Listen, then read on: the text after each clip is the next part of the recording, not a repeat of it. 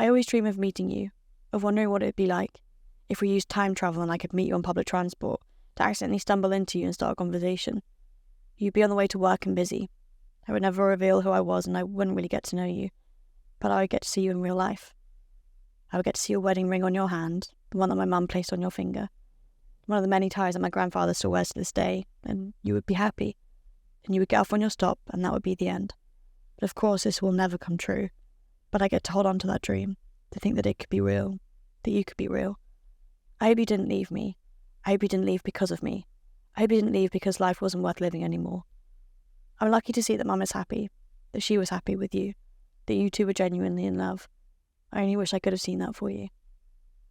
Everyone has a story to tell, and there can be plan A, plan B, plan C, but you can't plan your emotions and you can't plan how to express them. Whatever way, what form suits you. This piece gets me to think about my biological father in a way that's a safe way. Without this piece, I don't think I would have understood how I feel about lots of things in my life. Yes, it was hard to write this in the beginning, but I could truly find my voice.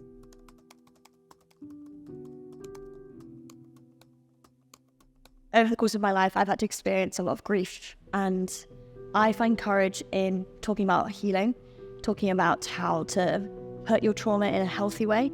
I suffer from anxiety and low self-esteem sometimes. Some days I find it hard to look in the mirror. It's something that I'm working on and I'm seeking help to get better. Art can be expressed in so many different forms, like visual art. It can be painting, it can be a play, it can be a radio play, it can be TV, it can be a film. With art, there's no right or wrong way to do something. As an artist, not every single piece of art you create is going to end up in an exhibition. Art is so subjective. It's literally a blank white canvas and you can just do whatever you want. That's how you learn about different cultures, how you learn about different languages. You know, you can't force yourself into music. You know, you need to find yourself in music.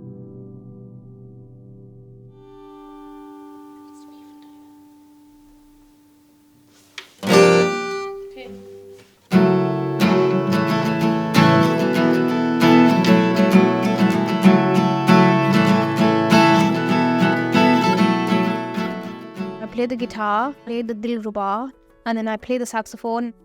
The thing with dilruba is Indian classical music, and if you don't listen to that type of music, then you don't really have an incentive to learn it. I got into playing the dilruba first through my mom, and our teacher, he plays like 10 instruments, and my mom said to him, do you have a spare saxophone that Zahab, you could maybe just try and see if she likes it? He said, yeah, sure. So he brought in his old saxophone. He said, oh, you just play a note, and straight away like a noise came out of the saxophone, and he was like, oh, you're a natural. As a child, we often watched a lot of Bollywood films in our household, so I was inspired by the singing and the dancing and the costumes. As a 6-7-year-old, I'd just dance around in front of the television, copying their dance routines. By the age of 10, I was performing at events. My mum would take me to Indian cultural events, particularly South India because I'm Bengali. A lot of things you don't get any support from unless you're at a certain level. So that's one difficulty, is the financial side for any instrument, because obviously any instrument at least is going to cost you like 150, 200 pounds.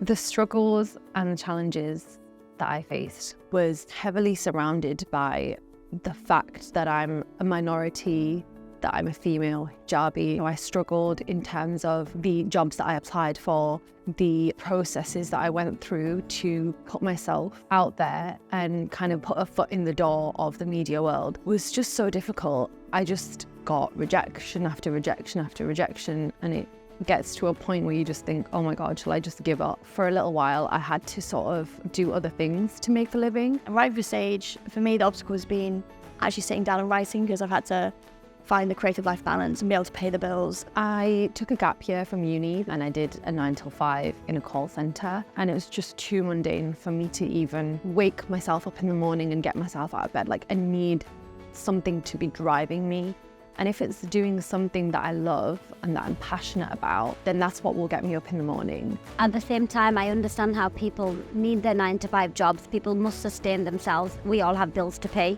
But sometimes you have to make little sacrifices in order to get to where you want to get to.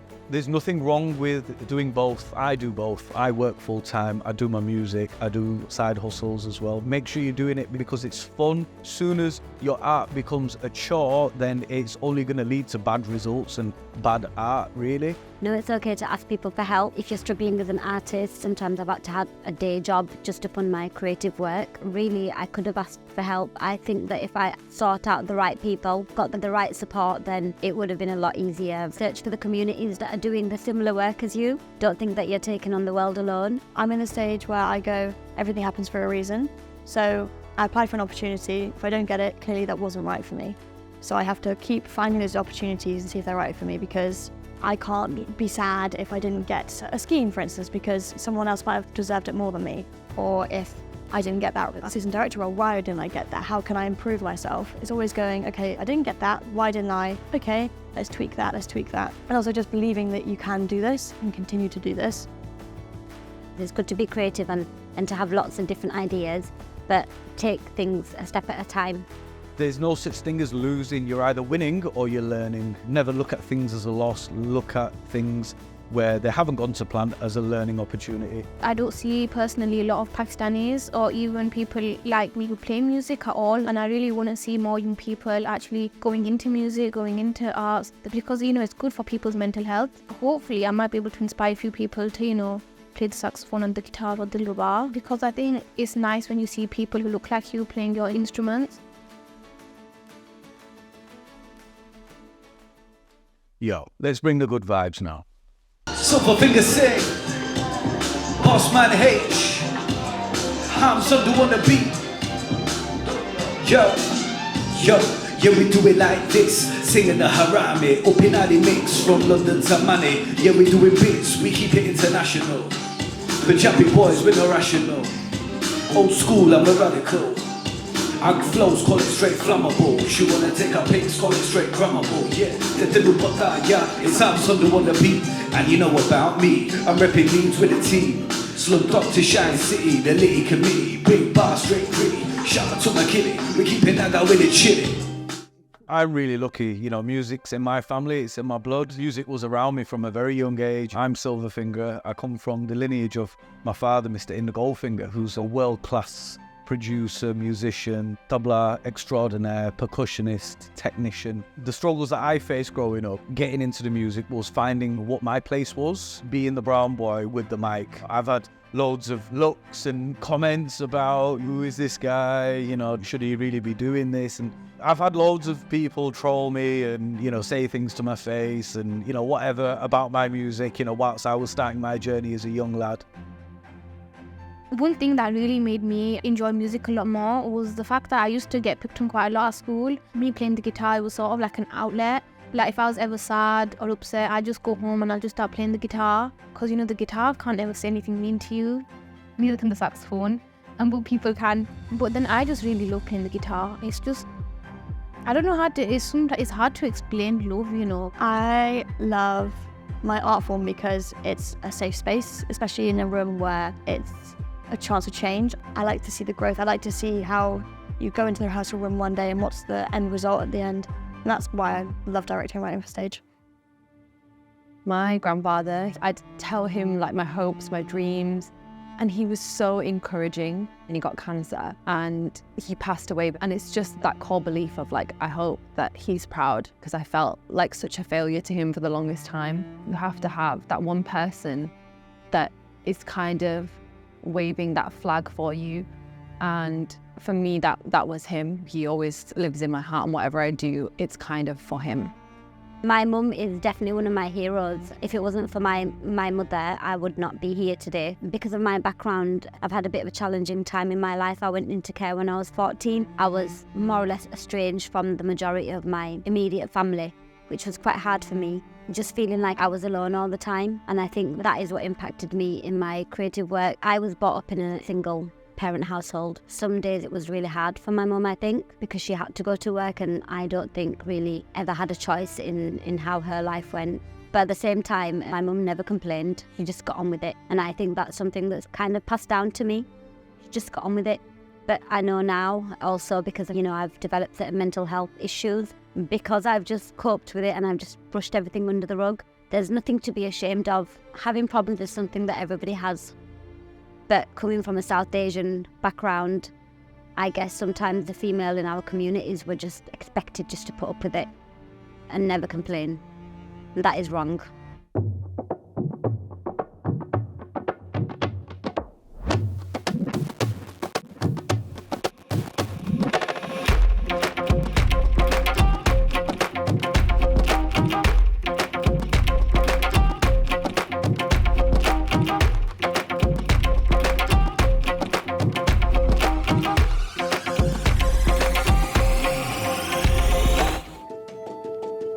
I was so afraid of kind of looking like a failure or looking stupid in front of someone else. You can't live life not pursuing something that you have a passion for, regardless of what career path your parents think you should go down or what career path you thought you were made for versus what you actually want to do. You just follow your heart. It doesn't matter what you do, but as long as you have passion for it and you want to do it every day, then just do that. So whatever you're struggling with, just know it's okay to admit that there's a struggle there, and it's not a weakness to say that you're struggling. As an artist, you've got to have thick skin. Sometimes you'll fail. Doesn't mean that the project has to be scrapped or you yourself as an artist has to be scrapped. I'm so in love with the journey that I've had and so grateful to God, to have given me all these great opportunities and give me the knowledge and understanding that I have now, that I wouldn't really want to go back to change anything, because I feel like all the lessons that I've learned have been so valuable along the way, and that's shaped me into the man that I am today. I really think that when you're positive, things do work out for you in the end. And don't forget, the sun will always keep shining, and make hay while it shines.